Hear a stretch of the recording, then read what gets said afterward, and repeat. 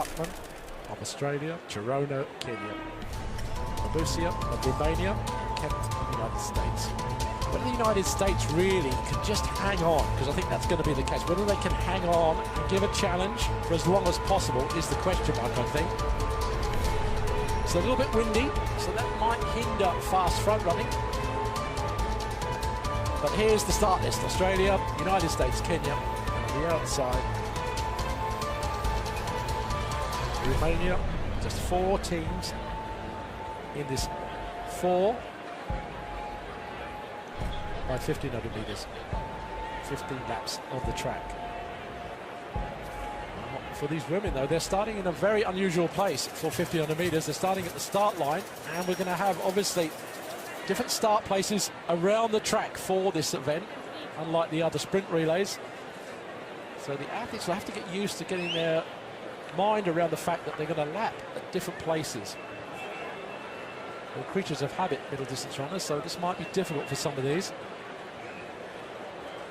We're just waiting slowly now for them to get down to the start line, and here they go.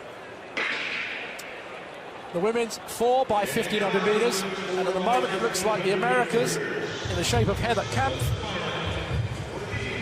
the US mile champion, just easing ahead, and just behind her is Chirono. Well, Chirono isn't going off as we expected, but maybe this is just a casual start before she starts maybe putting the pressure down on the second or third lap.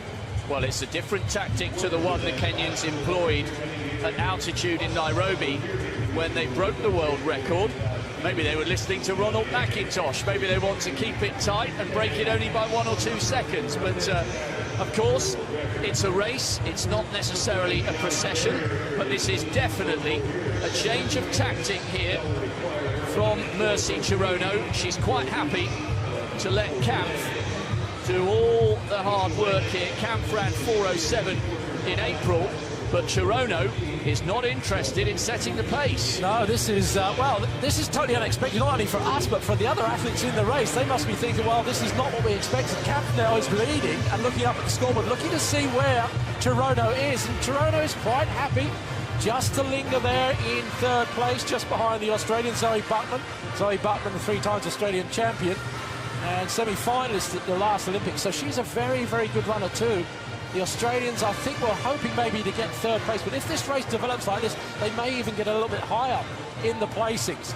It's not that slow though, Steve, just under 68 seconds for the first lap. Still fairly respectable. Yeah, I think it is, but what I think we thought we were going to see, Peter, is a charge from the Kenyans from the word go. But they're actually using their heads to a certain extent by not taking up too hard and maybe allowing the others to use them as a pacemaker for the other legs of the relay. Exactly, Steve, because it's going to be unfamiliar territory in context of this race for Kampf and Buckman, because they would have been the ones trying to hang on to the coattails of the Kenyans. That's what the conventional wisdom suggested. But Chirono has turned that completely on its head, and she's the one hanging on the shoulder as if this were an individual 1500-meter race. And just looking at the timings as they go through, just around about 2:17, just to give you the numbers there, 2:16 would be on course if all of them were to run 4:15 for the world record. So they are still on world record pace. What's fascinating, Steve Ovett, will be to see at what stage, as she surely will, at what stage Mercy Chirono will hit the front and say, right, now I'm getting serious. Well, it looks like she just heard you, really, because as you said that she's come through and moving ahead. And as Peter said, this might be the right way to do it. You know, just take it easy, just keep the rhythm going, just do enough to get close to that record. And really, she's starting to move very, very well now out in front. Zoe Buckman, the Australian, just tagging her as best she can. Just behind her, Kampf, who led for the first couple of laps of this race, now just finding herself losing a little bit of ground to these two in front. But Buckman really is running well. She's decided not to go back, rest on the heels of the Kenyan, but to move up and maybe just give herself a bit of a chance at the changeover of giving the Australians the lead for the first time in this race. 64 seconds that lap, a definite speeding up. You can see that. Look at Chirono. Her arms are working hard, her legs are pushing hard. But Buckman, though, as I say, semi-finalist at the Olympics, is no mean performer. Although her style looks totally different, she is still keeping up there. just beginning to suffer a little bit now, perhaps as Chirono tries to pour it on, but she is hanging tough, remaining right in contention with Chirono, and on the shoulder, perhaps threatening to pass. Well, it's, now we're coming up to one of the strange changeovers. It's just at the beginning of the home straight. Chirono is working hard. She can see her teammate just in front of her now, and the batters are going to be changed over, obviously, with Kenya in front, Australia second, and America third. But look at the time, 4.6. The record's going to be annihilated. Absolutely nothing in it between the first change and picking up the running for Kenya is Faith Kipyegon. Right on her heels for Australia is Bridie Delaney. We mentioned or pondered whether changeovers would be something of a problem, and the USA lost significant time as Katie Mackey picked up the baton from camp. So just a little bit further back than they were previously. But it is Kipyegon, the Commonwealth record holder, two-time World Junior cross-country champion, leading at the moment. And right on her heels for Australia is Bridie Delaney, second place in the Australian 1500-meter championships back in 2012, 24-year-old. Well, Delaney's doing well. She's looking up at the scoreboard all the time, checking where she is. She's only run about 4:10 for the 1500 meters. That's her personal best. So she's really running at her limit here, but she's keeping up now, and that's the most important thing, because there's a little bit of pressure on the Kenyans. This is a really, really great effort from the Australians. Delaney was 5th in the World Juniors a few years ago, so she has got some pedigree, and she's got her compatriot Buckman to thank for getting her in the mix. It's great to see the Australian quartet not intimidated, as they could have been by reputation, by what the Kenyans are clearly capable of. So, still in control, but with Australia for company is Kipyegon for Kenya. Delaney in close order, further behind than they were at the change, courtesy perhaps of a rather sloppy change, is Katie Mackey of the United States, 9th in the US Olympic trials. Kipyegon, though, is starting now to just slightly increase the pressure, and you can see the stride behind them of her in Bridie Delaney starting to bounce just a little bit more. She's really trying to push hard to keep up. Well, as Peter was saying, they are on course to smash this world record. And let's not forget the athletes still to come. Irene Jeligat, 4th in the world indoors in Sopot, and then Helena Beery, who's in cracking form. She will anchor the Kenyans home. Well, Bridie Delaney hanging tough. The lead just beginning to grow a little bit now as Kipyegon puts the hammer down, and she is looking incredibly comfortable. It's a really brave run, this, from Bridie Delaney. 4:10.32, 4:10.32 is her best, though she's running right on the edge of her abilities. And she is hung tough to give Australia a good lead ahead of the USA in second place in pursuit of what we assume will be second place on the podium. And it could well be an area record for the Aussies if they can continue at this type of form. Well, now the race takes on a slightly different dynamic, Steve Obet, because it now becomes a time trial. And we know the quality of the Kenyans, but it might not necessarily be as easy as being able to run the time. They're now on their own, isolated, and their last two athletes are going to have to run a time trial. Yeah, but you've got the calibre of someone like Obiri running in the next couple of legs. I think, as Peter said, there's no question about they're going to get this world record, because these women now, I think, are determined to make a show of it here. After taking that first leg so casually, but even so, they were still under the world record pace, and now they're starting to push it on.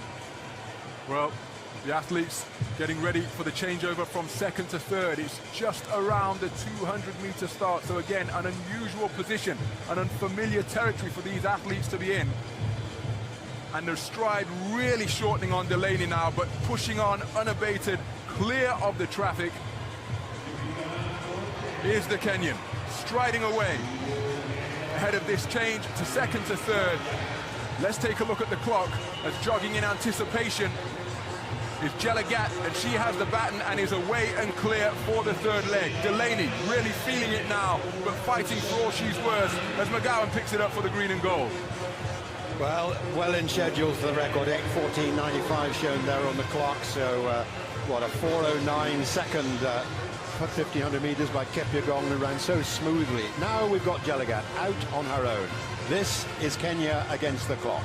Australia, an isolated second. Perhaps the Americans just are gathering a little bit of ground on them, but the athletes, 4 nations here, spread, what, over 100 meters now from first to last. The one shame here really is that there only are 4 nations. There could have been other nations like Russia and Britain and Ethiopia who could well have got very substantially into the money here. So it's a pity that they've been deprived of their chance, and which would have made it an even more competitive race, if not for the first, at least for those other positions. And indeed the American is now just out of shot, gaining on the Australian. Now it's a question of Irene Jeligat. Well, her best is 4:02.59. She's the African Games champion. She's been 5th and 4th in World Indoor Championships, so a very experienced runner. And yeah, definitely the Americans are gathering now. Katie Grace running for the United States and McGowan for Australia.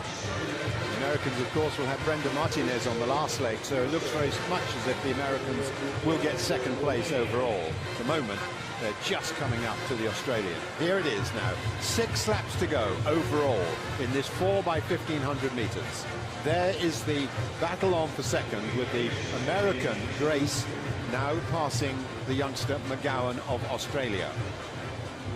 Well, there's a lot of money at stake. $30,000 for second, $20,000 for third, so quite significant prize money in this event. But they are now well over 100 meters down on the leader, Irene Jeligat of Kenya. Beautiful rhythm, though, from the Kenyans. Just getting out there, drifting through, making it look oh so easy, and it's not. These women are running at what you would classify almost as a world record finalist pace on their own. How much more difficult is it to run those times, Steve? Even though we're in a stadium and you know, there's a title at stake in a world record, how much harder is it to do that entirely on your own? Well, they've had practice. I mean, they've done it twice, haven't they, to break the world record back in Kenya at altitude. But having said that, it is a tough ask. It really is. Because the mental discipline of running into pain is never easy. And when you're running 1,500 meters, every stride that you take is very, very hard at this sort of rhythm. So, Steve, when you're in this type of position and it's you against the clock and you're out on your own by such a large distance, where do you place your focus of attention? How do you retain that focus to keep up that metronomic type of pace at such a high level? I've got no idea. I've never been in that position. To be absolutely honest, I would never want to be in that position. But these women are doing it very, very comfortably. This is true running. It really is at its best. Jeligat working hard now. Her teammates just behind her. You can see in the background, they know that she's on for world record pace. They've done the job. Well, an isolated second for Kate Grace now of the United States, 4th in the US Championships last year. She's an athlete making a fair bit of progress now towards the top ranks in the States at the age of 25. Now it's Jeligat coming up to 4 laps to go. So she'll hand over on the last leg. The Kenyans have got the formidable figure of Helen Obiri. I think Jeligat may have just slowed a little bit off the tempo, but they're way, way inside world record schedule. We'll take a check on that as she comes in for this final handover. What, about 70 meters to go? She'll find Obiri at the traditional 1,500 meters start, effectively. And the time clocking up to 12:26 or thereabouts. Well, they're online for something around 16:30. They are going to annihilate this world record, and look at the speed with which Helen Obiri has set off on this last leg. The Americans out of shot. It's been a good effort by Kate Grace. Brenda Martinez, the 800-meter specialist, now just taking on the baton. She will hope to stay away and clear from the Australians in second place, but Obiri is absolutely sensational. She's flying around. This is just the first lap. She's running almost like an 800-meter runner at this stage. Look at the arm movement, look at the leg movement compared to this woman here, Martinez. Much more relaxed, much more rhythmic. But you can see Obiri is charging down this first lap. It's interesting to see, Peter, what sort of rhythm she's going to run it at. Well, that is the one danger for her, I suppose, isn't it? She does go a little bit too crazy, but she's far too experienced, surely. Just going past, what, the 1,500 meters start again now, 13:24. Wow, that's under a minute. Under a minute, yes. So she's running at 4-minute mile pace for women here on her own, which is totally ridiculous. Absolutely incredible, but we do have to bear in mind that she did storm to a new African and Commonwealth record over 3,000 metres in Doha. Martinez, lovely runner to watch, light on her feet, a great bronze last year. That was the American women's first bronze medal in the 800 metres, but Martinez is in a different race at a different pace, because it's all about Helena Beery out front and the clock. And she's focusing on the big screen, which will show her her own reflection, and surely she is going to tire in the closing stages. The Junkanoo band are still pounding out the tunes, and I just hope the crowd respond here as she comes down towards the finish, because we are witnessing, Steve O'Bett, something very, very special. Well, let's just see what she goes through this 800 metres in, because she's still keeping this rhythm going. Well, I reckon that's about a 2-2-2-3 800 metres she just run there. Yeah, she settled down a little bit. That was probably a 65-second lap, but it's still very quick. Martinez going well in second place. She's quite a way clear from Melissa Duncan. Duncan's not a bad athlete, ran 4:08 earlier this month for a new PB, fourth in the World Youth a few years ago. There is the Australian, miles clear of the Romanians in third. And in fact, talking about the Romanians, it's not inconceivable that they will in fact be lapped, because here comes a Beery, and you can just see Simovic in the she's just out of shot at the moment. But this is an incredible piece of middle distance running from Helena Beery, bronze medalist in the 1500 metres last year. Sensational. Now the bell then, the final lap in the women's 4x1500 metres. It's not a question of if there's a world record, it's a question of by how much. The Kenyan quartet have stormed their way round. Helena Beery, bronze medalist in the 1500 metres last year, is tiring a little bit, but she's drawing huge inspiration from the crowd, from her teammates. Here in the Bahamas, we are going to witness something very special. The world record is outside 17 minutes. Helena Beery, I think, is going to lap Simovic of Romania. Even more motivation, and something at last to aim at for the woman who's been out front on her own, as the Kenyans are roared into the home straight here. This crowd are more used to watching sprinting, but they are responding to the excellence that they've witnessed here tonight. An incredible performance, a new world record. It's not just been beaten, it's been obliterated. 4 Kenyan queens have lit up this balmy Bahamian night in the Thomas Robinson Stadium. We have witnessed magic. Oh my goodness, what a race, what a final, what a women's 4x1500 meter relay final. This was completely unreal. I gonna no lie. Kenya, Australia, USA and Romania went head to head in a distance relay that turned into pure chaos. The pace was brutal, the tactics were ruthless, and the final leg delivered one of the most shocking finishes ever seen in women's middle distance history. Kenya's relentless pressure, Australia fearless front running, USA late surge, and Romania refusing to fade. This wasn't just a race, it was a battle of endurance, heart, and national pride. From the opening lap to the final kick, every second mattered. Look at the finish, absolutely unreal. Kenya winning the race, Australia finishing in second position, USA in that position, and Romania closing the podium. Guys, it was such a very impressive and very tight track and field event. Women's 4x1500 meter relay final.